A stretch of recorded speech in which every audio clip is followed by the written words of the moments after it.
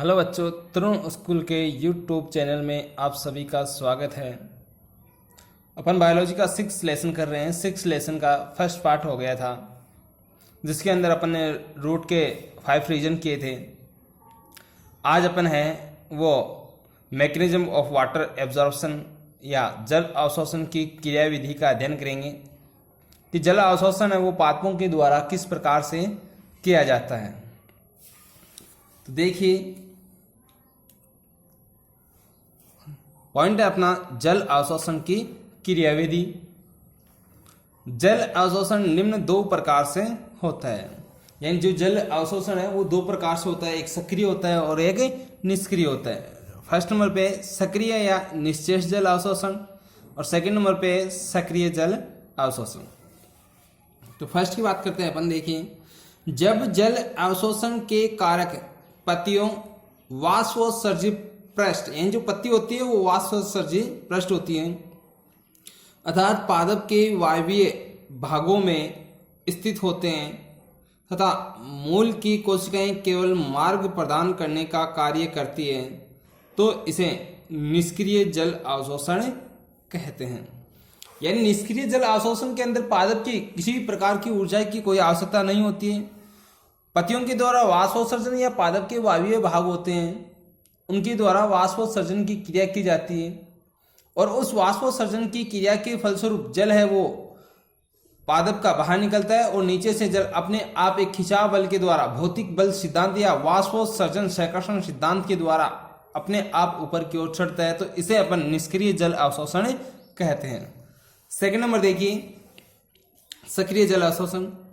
जब जल अवशोषण के कारक मूल में उपस्थित होते हैं तथा मूल की कोशिकाएं सक्रिय रूप से जल अवशोषण में भाग लेती है, तो इसे सक्रिय जल अवशोषण कहते हैं। यानी अपने निष्क्रिय पढ़ा, तो निष्क्रिय तो जल अवशोषण के जो कारक है वो पादप के वायवीय भागों के अंदर पाए जाते हैं, लेकिन जो सक्रिय है, सक्रिय वो निष्क्रिय के उल्टा हो जाएगा। यानी सक्रिय के अंदर क्या होता है कि जो जल अवशोषण के कारक है वो मूल के अंदर पाए जाते हैं और मूल के द्वारा खिंचाव के रूप में बल लगा के ऊर्जा का खर्च करके जल का अवशोषण किया जाता है, तो उसे अपन सक्रिय जल अवशोषण कहते हैं। अब सबसे पहला पॉइंट आता है अपना mechanism of passive water absorption, निष्क्रिय या निश्चेष्ट जल अवशोषण की क्रियाविधि, कि किस प्रकार से जल है वो पादपों के द्वारा निष्क्रिय रूप से खींचा जाता है। देखिए, निष्क्रिय या निश्चेष जल अवशोषण क्रियाविधि।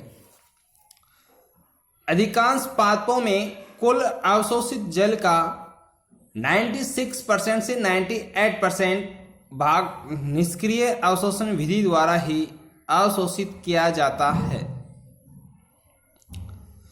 पादप के वायवीय भागों, मुख्य रूप से पर्णों से वाष्पोत्सर्जन की क्रिया के कारण जल वाष्पित होकर निकलता है, जो इन भागों की कोशिकाओं में जल की कमी डीपीडी की वृद्धि हो जाती है। इसके साथ ही पर्णशिराओं में उपस्थित जल में भी कमी आने से एक तनाव उत्पन्न हो जाता है। पर्णशिराओं में उत्पन्न तनाव क्रमशः तने के जल स्तंभ से होते हुए मूल तक पहुंच जाता है। इससे मृदा जल मूल रोम से होते हुए क्रमशः मूल स्तंभ व पर्णों तक खींच लिया जाता है।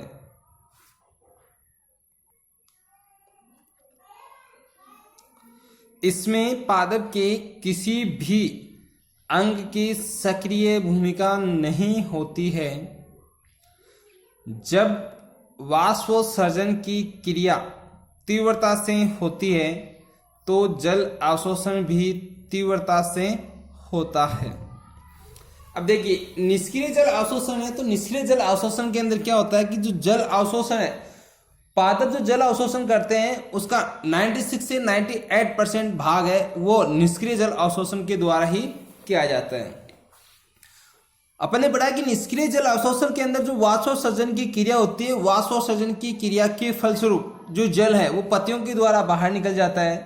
अब पत्तियों के द्वारा बाहर निकलने के बाद में जल है वो वापस भूमि के धीरे धीरे भूमि तक एक जड़ तक मार्ग बना लेता है और उस मार्ग के द्वारा ऊपर की ओर खींचता रहता है। देखिए इसे अपना ये कोई पादप है,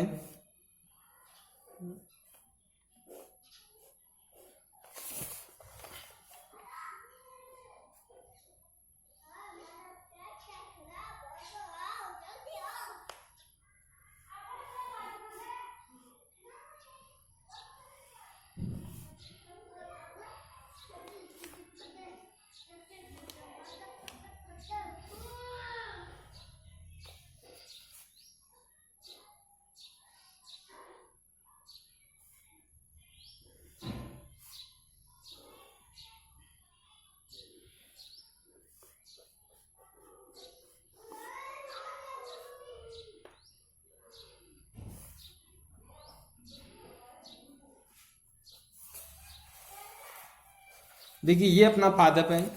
अब ये यहाँ पे सूर्य है, तो सूर्य से जैसे ही प्रकाश आता है तो प्रकाश सीधा पत्ती के ऊपर गिरता है। जो पत्ती होती है वो वाष्प पृष्ठ भी कहलाती है। तो इस पृष्ठ के ऊपर जो गिरेगा तो इसके अंदर जो ये रंध्र पाए जाते हैं पत्ती की ऊपरी सतह के ऊपर या निचली सतह के ऊपर, तो इस रंध्रों के द्वारा जल है वो वाष्पित होकर वायुमंडल के अंदर चला जाता है।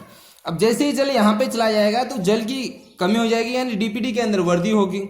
तो जल की यहाँ की कोशिका के अंदर जल की कमी होगी, ये आगे वाली कोशिका से लेगी, फिर इसके अंदर कमी होगी, फिर ये आगे वाली कोशिका से लेगी, फिर इसके अंदर कमी होगी तो ये आगे वाली कोशिका से लेगी।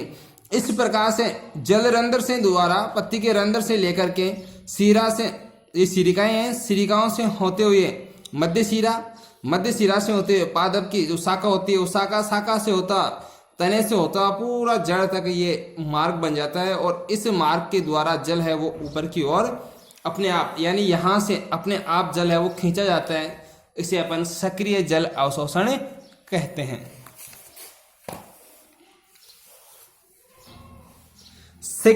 इसे अपन निष्क्रिय जल अवशोषण कहते हैं। सेकंड नंबर पे आता है अपना सक्रिय जल अवशोषण।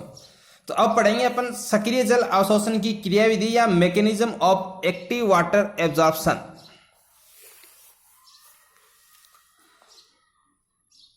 पादपों द्वारा अवशोषित कुल जल की मात्रा का 2 से 4% भाग का अवशोषण इस विधि द्वारा होता है।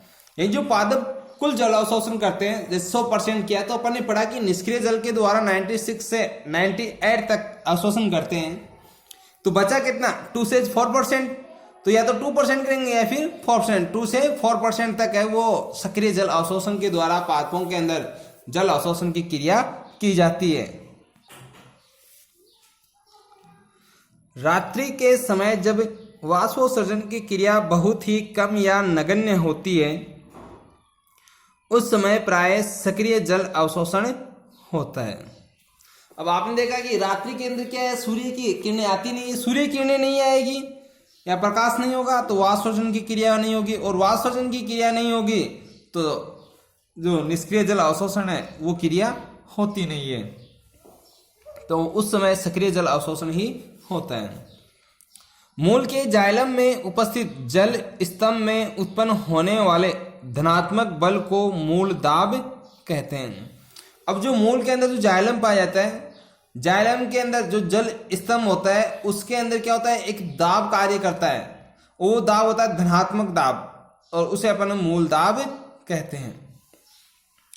मूल मृदा जल को बलपूर्वक अवशोषित करती है, जिसमें ऊर्जा एटीपी की आवश्यकता होती है। अपने पीछे बताया कि निष्क्रिय जल अवशोषण के अंदर किसी प्रकार की ऊर्जा की आवश्यकता नहीं होती है, जबकि जो सक्रिय जल अवशोषण है उसके अंदर मूल है वो मृदा जल को बलपूर्वक खींचती है। तो बलपूर्वक अवशोषित करेगी तो उसके अंदर ऊर्जा की आवश्यकता होती है, क्योंकि किसी भी कार्य को करने के लिए यदि अपन बल लगाते हैं तो वहां पे ऊर्जा की खपत अवश्य होती है।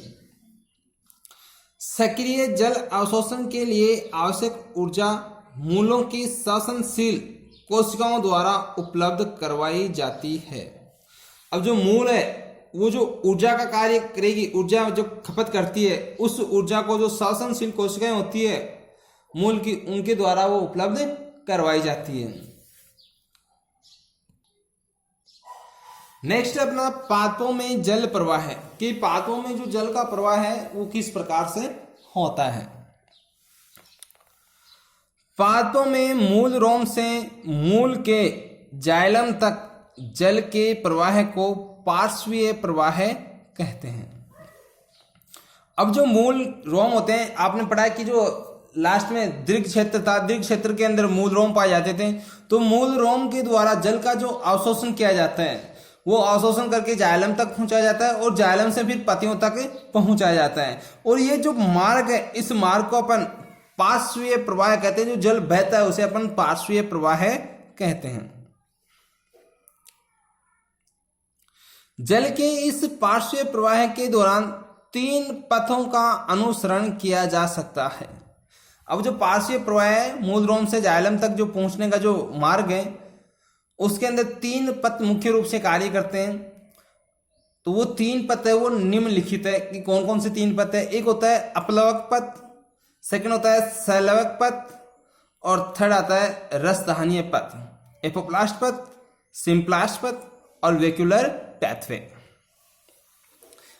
कल अपन आगे की जो नेक्स्ट वीडियो है उसके अंदर अपन पढ़ेंगे एपोप्लास्ट पैथवे या अपलवक या एपोप्लास्ट पथ।